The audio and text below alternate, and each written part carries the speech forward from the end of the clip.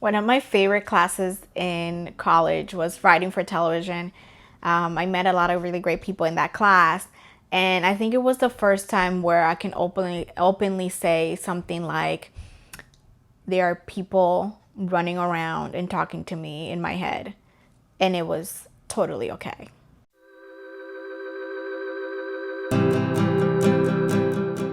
Hi guys, welcome back to another episode of Write with Maggie. This is the second part to my episode on inspiration and starting off a story. If you guys have not watched the first two episodes, I'll put them in the link down below.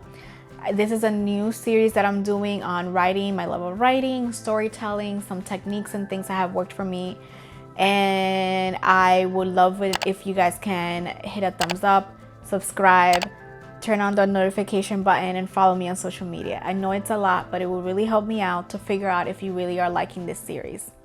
So let's get started. I talked about inspiration and my journey through inspiration in my last video, so I recommend you guys to watch that. I talked more about that problem shooting, that other spark of inspiration when it comes to, this is what the character meant when they said this, or this is what they will do in order to fix that problem, or in order to get from point A to point B.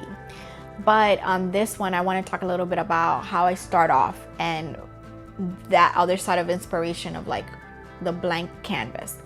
How does a story become a story? So I want to say first of all that I am a auditory learner.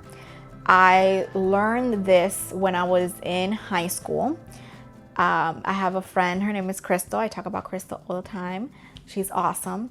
And I don't think she remembers this, but we were taking a test one time. And after the test, I asked Chrystal, I said, Chrystal, when you are struggling with an answer to a question in a test, what happens? And she's like, oh, I close my eyes and I imagine the answer on the board and it's written out. The graphic is on the board.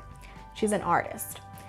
And I said, that's so interesting, because to me, I feel like I hear it. I would go back to that one anecdote that the teacher was talking about.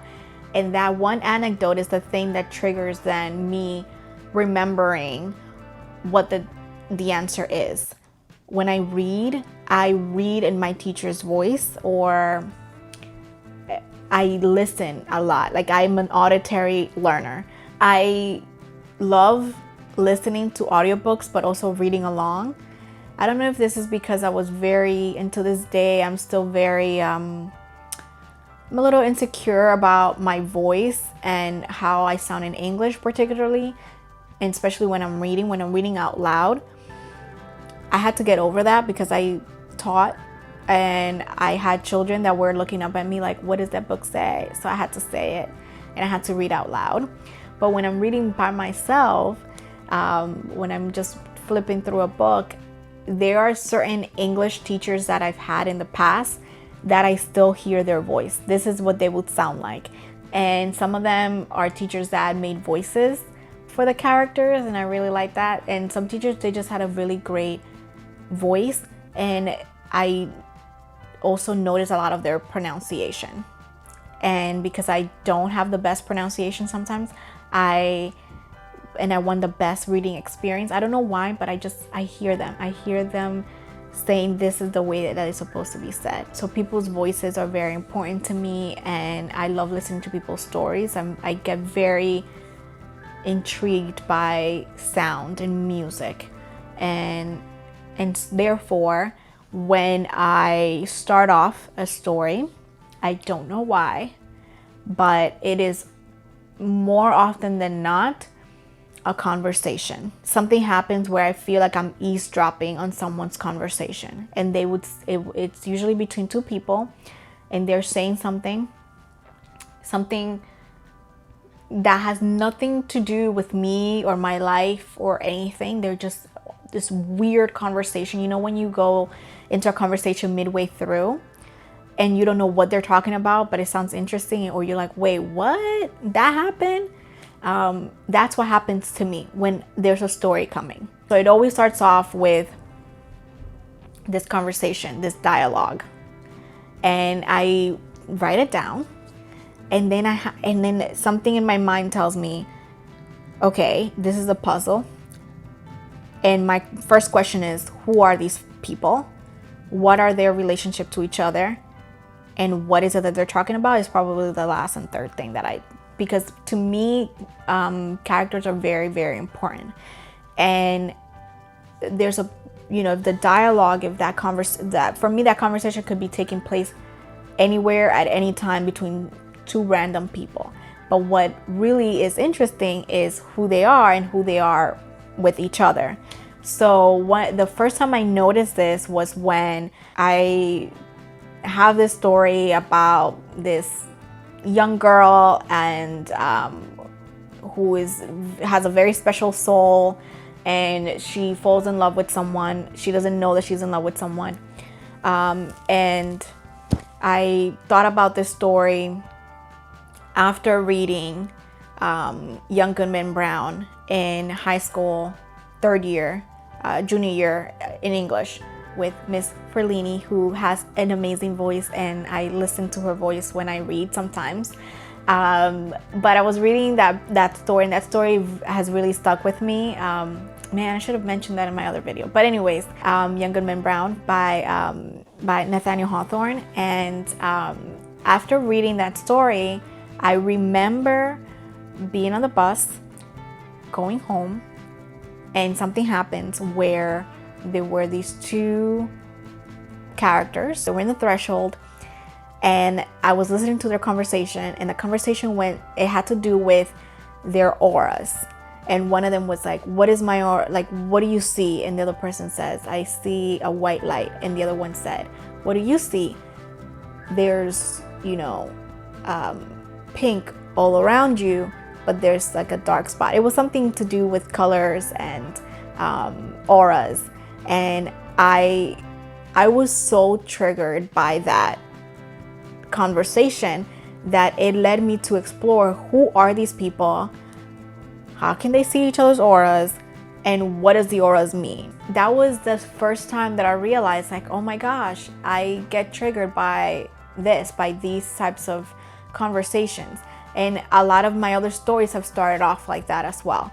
It was always two people, they're having a conversation, and I have to write it down, and then I have to figure out what the conversation was about. Sometimes the conversation was not when they meet. Sometimes it's usually like right in the middle of the story. To get to that point where they're having that conversation, there's a lot of world building. But I would say this, that sometimes the best types of stories, when they have really great characters, it could work anywhere. They could be in the middle of outer space. They could be mole people living underground. They could be aliens. They could be two amoebas talking to each other. But the point is that the conversation that piece will always stay the same, because they are who they are, and their relationship with each other obviously will evolve and change, but they're still those two same people. I remember one where there was this, someone telling someone else, I'm there for you. And I don't know why, but I started crying. And I figure out later on the story and why that person made me cry. It's just one of those things that happened to me. I'm a very emotionally driven person. So once I have the piece of dialogue written down and I have my questions as to, who, what, when, where, and why, and I start thinking about the characters, the second thing that really inspires me, or that makes me feel like, okay, who would say this? Sometimes it's not really, I don't want to say it's who would say this, but it would be who have I not seen saying this before? And that's where representation comes in. When I figure out like maybe the power dynamics or the relationship between the two, it's usually a woman that's in some sort of position of power. And then I start building that character, and what makes me build the character, it's who have I not seen say this, or who have I not seen in this position of power that I made up. It could be a queen, it could be an officer, it could be a president, it could be some sort of warrior. Who have I not seen? And it could be a Latina, most likely, or somebody that looks like my mom, or I would say, you know what, this warrior person, or like this line would be something that maybe my cousin would say, and so my cousin's skin tone and hair texture would inspire the character's look. My whole thing is, who are they? And what they look like comes second, but it's still very important to me because I do think about representation, and so is always, you know, not exactly why they're saying this or what does this line mean. It's always who is saying these lines, who are they saying it to, and what is their relationship. And it can sometimes be strangers. I would figure that out way later. Sometimes it's the very last line of a story and I haven't yet figured out how to get to that point.